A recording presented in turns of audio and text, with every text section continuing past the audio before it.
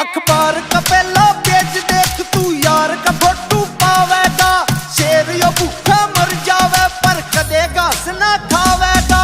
शेर यो भूखा मर जाएगा पर कदे घास ना खावेगा। मुकेश दादी काम करे जो काम नहीं वो आसी का।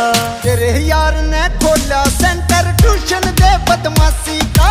तेरे यार ने खोला सेंटर ट्यूशन दे बदमाशी का। मेरे यार ने खोलिया सेंटर ट्यूशन दे बदमाशी का। The Music MG